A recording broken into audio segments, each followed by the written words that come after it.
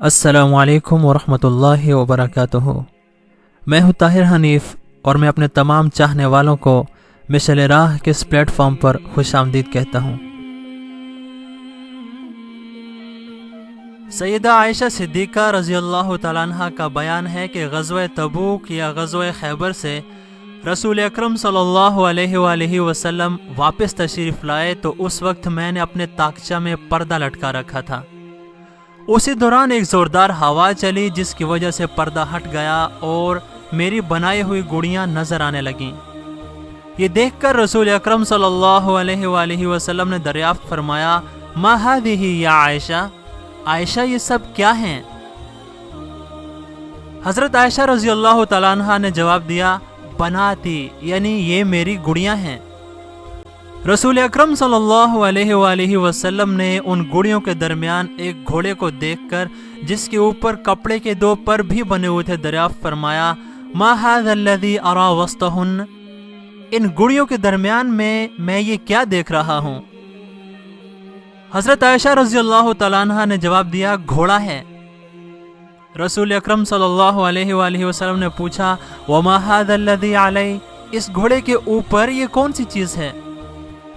حضرت عائشہ رضی اللہ تعالیٰ عنہ نے جواب دیا، اس کے اوپر دو پر لگے ہوئے ہیں۔ تو رسول اکرم صلی اللہ علیہ وآلہ وسلم نے تعجب سے فرمایا، فرس لہ جناحان، کہیں گھوڑے کے بھی پر ہوتے ہیں؟ حضرت عائشہ رضی اللہ تعالیٰ عنہ نے برجستہ جواب دیا، اما سمعت ان لسلیمان خیلا لہا اجنحۃ، کیا آپ نے نہیں سنا کہ حضرت سلیمان علیہ السلام کے پاس ایک گھوڑا تھا جس کے کئی پر تھے؟ یہ سن کر رسول اکرم صلی اللہ علیہ وآلہ وسلم ہنس پڑے، جس سے آپ صلی اللہ علیہ وآلہ وسلم کی داڑھیں نظر آنے لگیں۔ ایک دوسرے واقعے میں ہے کہ حضرت عائشہ رضی اللہ تعالیٰ عنہ بیان کرتی ہیں کہ میں ایک مرتبہ رسول اکرم صلی اللہ علیہ وآلہ وسلم کے ساتھ ایک غزوہ میں نکلی۔ اس وقت میں چھوٹی تھی اور میرے جسم پر زیادہ گوشت نہیں ہوتا تھا، اس لیے میں موٹی نہیں تھی۔ قافلہ منزل کی طرف رواں دواں تھا۔ رسول اکرم صلی اللہ علیہ وآلہ وسلم نے لوگوں سے فرمایا، تقدموا، یعنی آگے بڑھو۔ آپ صلی اللہ علیہ وآلہ وسلم کا ارشاد مبارک سنتے ہی وہ لوگ آگے بڑھ گئے۔ پھر آپ نے مجھ سے فرمایا، تعالی حتی اسابقک، آؤ میں تمہارے ساتھ دوڑ کا مقابلہ کرتا ہوں۔ چنانچہ میں نے آپ صلی اللہ علیہ وآلہ وسلم کے ساتھ دوڑ کا مقابلہ کیا اور مقابلے میں آپ سے آگے نکل گئی۔ آپ صلی اللہ علیہ وآلہ وسلم اس وقت خاموش ہو گئے اور مجھ سے کچھ نہیں کہا۔ ایک مدت کے بعد جب میں لحیم شحیم ہو گئی، یعنی میرا جسم موٹا ہو گیا اور بھاری ہو گیا اور مجھے اس دوڑ کا واقعہ یاد نہیں رہا، تو اس وقت بھی مجھے آپ صلی اللہ علیہ وآلہ وسلم کے ساتھ ایک جنگ میں نکلنے کا اتفاق ہوا۔ آپ صلی اللہ علیہ وآلہ وسلم نے اپنے ساتھ جانے والے دوستوں سے فرمایا، تقدموا، آگے بڑھ جاؤ۔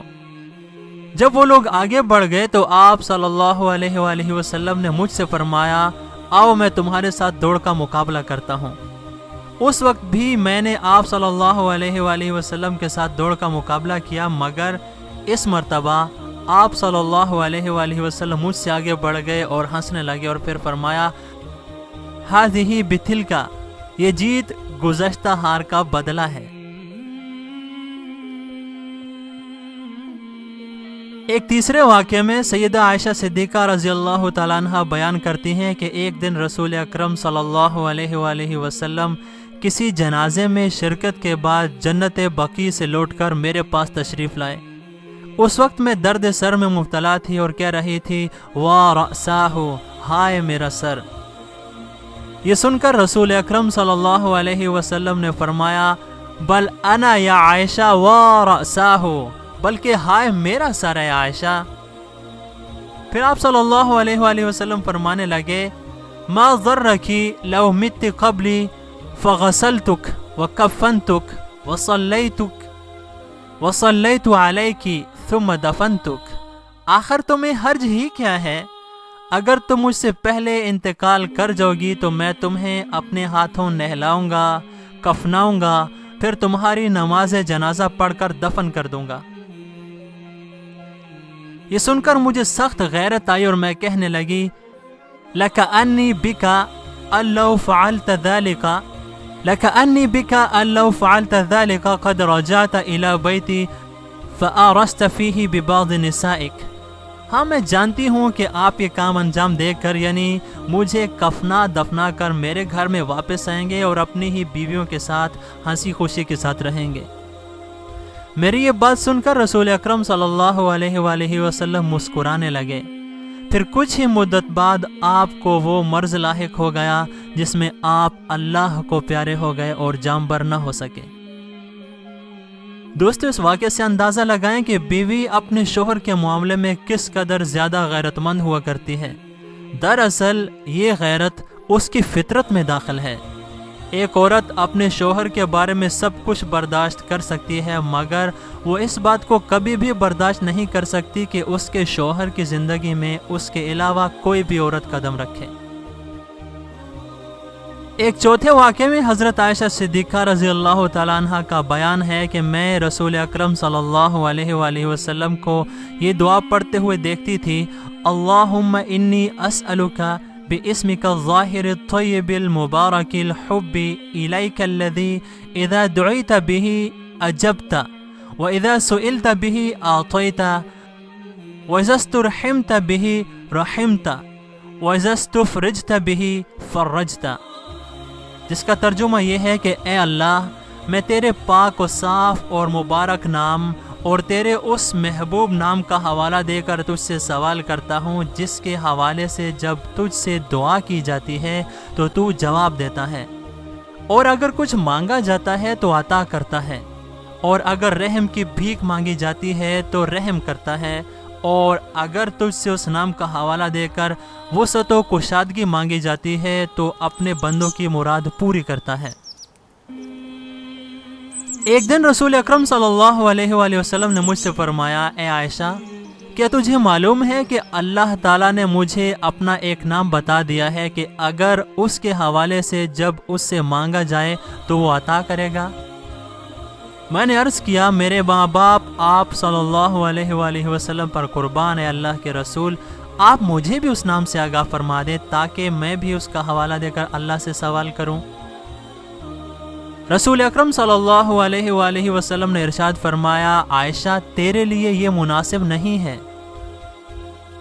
میں یہ سن کر کچھ الگ تھلگ ہو کر بیٹھ گئی اور تھوڑی دیر کے بعد کھڑی ہو کر آپ صلی اللہ علیہ وآلہ وسلم کے سر کو چوم لیا اور عرض کرنے لگی، اے اللہ کے رسول، آپ مجھے وہ نام بتا دیں۔ رسول اکرم صلی اللہ علیہ وآلہ وسلم نے ارشاد فرمایا، انہو لا ينبغی لک یا عائشہ ان اعلمک انہو لا ينبغی لک ان تسألین بہ شیئا من الدنیا۔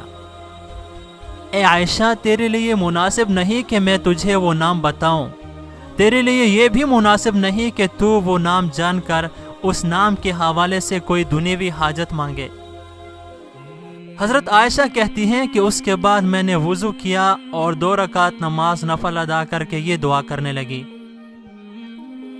اللہم انی ادعوک اللہ و ادعوک الرحمن و ادعوک البر الرحیم و ادعوک باسمائک الحسنى كلها ما علمت منها وما لم اعلم ان تغفر لی و ترحمنی، یعنی اے اللہ، میں تجھے اللہ، رحمان، بر الرحیم کہہ کر اور تیرے ان تمام ناموں کا جن کا مجھے علم ہے اور جنہیں میں نہیں جانتی حوالہ دے کر تجھ سے دعا مانگتی ہوں کہ تو مجھے معاف فرما دے اور میرے اوپر رحم کر۔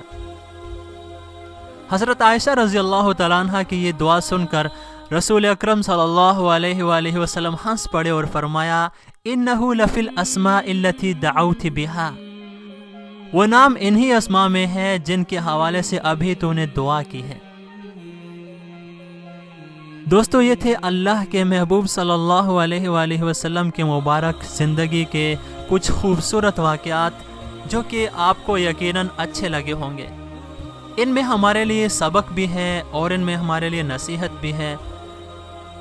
تو اگر آپ کو یہ ویڈیو اچھی لگی ہے تو اسے لائک کیجئے، کامنٹ باکس میں اپنی آراء کا اظہار ضرور کیجئے۔ ہم آپ کے ساتھ کسی اور خوبصورت ویڈیو میں ملیں گے، تب تک اپنا بہت خیال رکھیے گا۔ اللہ حافظ۔